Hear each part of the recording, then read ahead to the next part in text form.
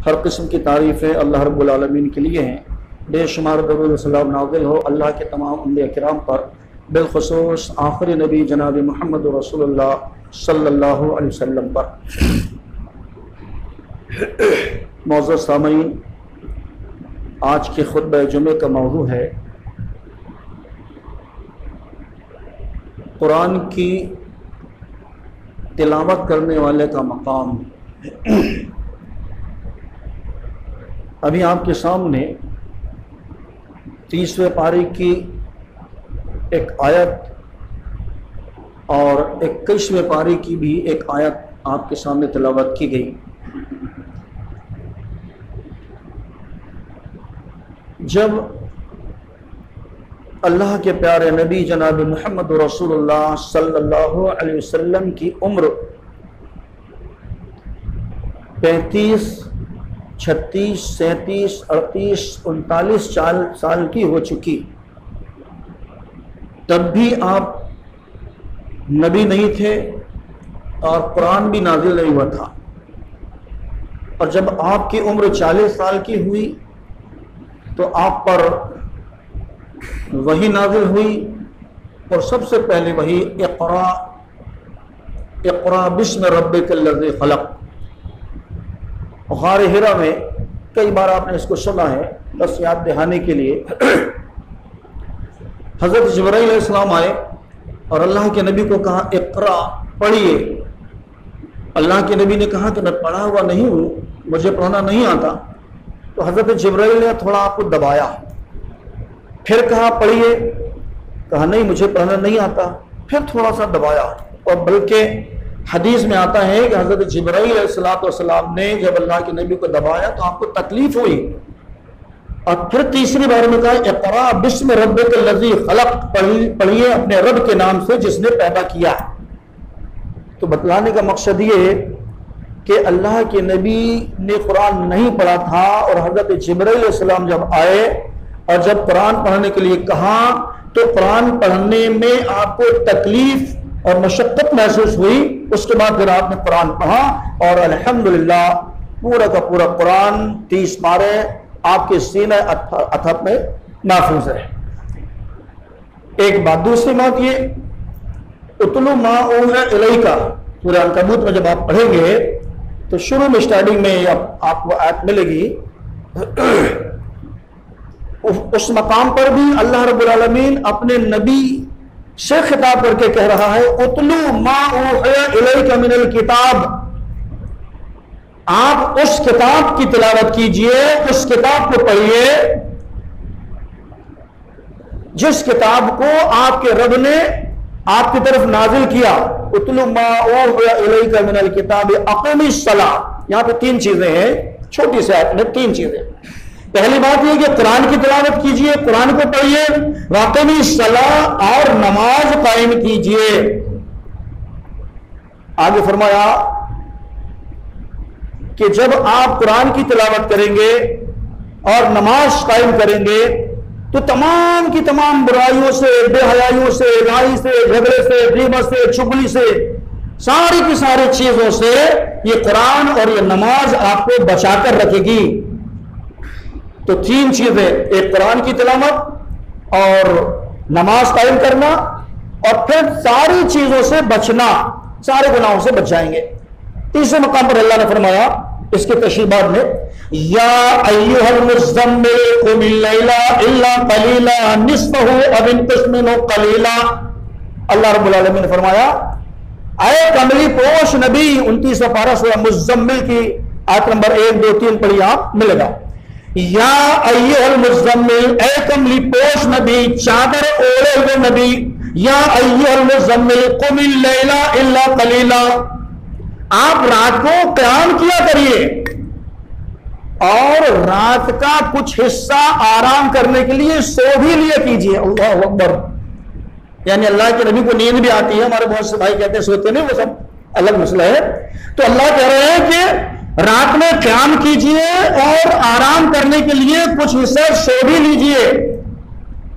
आगे फरमाया वरत्तिलिल कुरान तरतीला, और कुरान को तरतीब के साथ, तरतील के साथ, ठहर ठहर कर, समझ समझ कर कुरान को पढ़िए। अब सूरह फातिहा में 7 आयतें और हम 2 आयतों में खत्म कर देते हैं, अल्हम्दुलिल्लाह रब्बिल आलमीन अर्रहमानिर रहीम मालिक यौमिद्दीन। एक में बाज लोग पूरे सूरह फातिहा पढ़ देते हैं, नहीं बल्कि 7 आयतें ये अल्हम्दुलिल्लाह रब्बिल आलमीन वक्फा अर्रहमानिर रहीम, इस तरह से रुक के ठहर कर कुरान को आपको तिलावत करना। तो अल्लाह के प्यारे नबी जनाब मोहम्मद रसूलुल्लाह सल्लल्लाहु अलैहि वसल्लम पर जब कुरान नाजिल हुआ तो कुरान पढ़ना और कुरान को समझना भी अल्लाह रब्बुल आलमीन ने अपने नबी को कहा कि कुरान पढ़ना भी है, कुरान को समझना भी है। अब मसला यह है और हकीकत बात यह है कि कुरान करीम में मुझसे भी गलती होती है और आज हजार से भी गलती होती नहीं कहता, होगी। सबसे बेहतरीन कुरान अगर कोई पढ़ सकता है तो सिर्फ हाफिज कुरान ही पढ़ सकता है। उसने उसकी ट्रेनिंग दी है, लोहे की चने चबाया उसने, कुरान के तलफ्फुज, कुरान का मखरज, कुरान के अल्फाजों को कहां से निकालना है, कैसे निकालना, इंशाअल्लाह आज मुख्तसर से वक्त में अज़ान के एक जुमले में और सूरह फातिहा की एक आयत में समझने और समझाने की कोशिश करूंगा और उम्मीद करता हूं कि इंशाअल्लाह पढ़ाने का तबका है। इन 2 चीजों में पूरे कुरान को आप पढ़ना सीख लेंगे इंशाअल्लाह मेरे प्यारे भाइयों। तो कुरान को हाफिज कुरान ही सही पढ़ सकते हैं। हजरत अबू उमामा रज़ियल्लाहु ताला अन्हु रिवायत करते हैं कि अल्लाह के नबी को मैंने ये कहते हुए सुना, फरमाते हैं कि मैंने अल्लाह के नबी को ये कहते हुए सुना कि जो कुरान पढ़ता है, चाहे वो औरत हो या मर्द हो, कुरान पढ़ता है तो जो हाफिज कुरान होता है वो तो एक माहिर होता है, कहीं से भी कुरान को पढ़ा लो उसको कोई तकलीफ और परेशानी और मशक्कत महसूस नहीं होती। तो एक आम चीज है उसको कुरान की तिलावत कर लेना। लेकिन कहते हैं माई आयशा रज़ियल्लाहु ताला अन्हा से भी यह हदीस रिवायत है और इमाम बुखारी रहमतुल्लाह अलैह ने इस हदीस को किताबुत तौहीद में लाया है और इमाम मुस्लिम रहमतुल्लाह अलैह ने किताबुल मुसाफिरीन में इस हदीस को लेकर आया है। माई आयशा रज़ियल्लाहु ताला अन्हा भी कहती है कि अल्लाह के प्यारे नबी कहते हैं कि हाफिज कुरान तो आम चीज है कुरान को पढ़ लेना, लेकिन वो शख्स जो कुरान को अटक कर पढ़ता है, कुरान को सही तलफ्फुज के साथ कई अल्फाजों की अदायगी के साथ नहीं पढ़ पाता और झुंझलाकर गुस्सा होकर रखता भी नहीं। अल्लाहु अकबर। बात होता नहीं काम नहीं हम अल्लाह कर नहीं करते हम नहीं, बल्कि अल्लाह के नबी फरमाते हैं कि जो कुरान को अटक कर पढ़ता है उसको दोहरा सवाब अल्लाह रब्बुल आलमीन अता फरमाता है। अल्लाह अकबर। एक कुरान पढ़ने का और एक कुरान को अटक कर पढ़ने का, झुंझलाकर ना रखने का कोशिश करने का। वो कोशिश करता है कि मैं कुरान को पढ़ूंगा, मैं कुरान को पढ़ूंगा।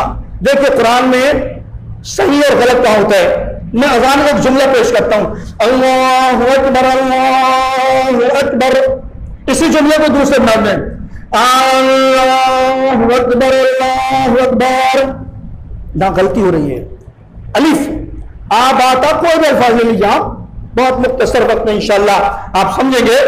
अलिफ अलिफ अलिफ के ऊपर एक छोटी सी लाइन लगी है तो अलिफ थोड़ा सा खींचेगा, 4 अलिफ के बराबर खींचेगा, जिसको हम खड़ा जबर बोलते हैं। और उसी अल्फाज किसी भी अल्फाज के ऊपर ले लीजिए आप, मिसाल अलिफ की दे रहा हूं मैं, अलिफ के ऊपर अगर मद लगा हुआ है, मद्दा जैसे हम बोलते हैं, तो वो एक अलिफ 8 अलिफ के बराबर खींचेगा मेरे प्यारे भाइयों। अब मैंने बोला अल्लाहु अकबर, अलिफ के ऊपर कुछ भी नहीं है, अल्लाह एकदम डायरेक्ट अल्लाहु अकबर।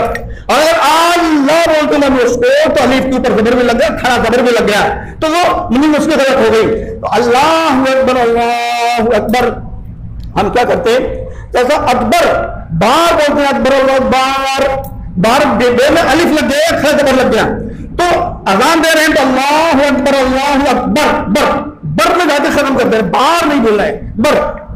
तो इसी तरह से अल्लाहु अकबर अल्लाह ला खींचेगा इसका, अल्लाह ला के ऊपर खड़ा जबर है तो ला खींचेगा, अल्लाहु अकबर बर। तो हमारी जुबान से अपनी कमजोरी की वजह से कह लीजिए, ना समझने की वजह से, तो हमें इस तरह से निकालना। कहीं पे भी आप जब कुरान पढ़ेंगे, जब अल्हम्दुलिल्लाह रब्बिल आलमीन, अल्हम्दुलिल्लाह रब्बिल अलिफ लाम बर अल, अगर अल हम्द बोलूंगा मैं तो उसमें फर्क पड़ जाएगा। अल्हम्दु दुलिल्लाहि रब्बिल आलमीन, यहाँ पे दो चीज आ रही है। ऐन को कहां से निकालना है, अलिफ को कहां से निकालना है, यहाँ पे भी फर्क।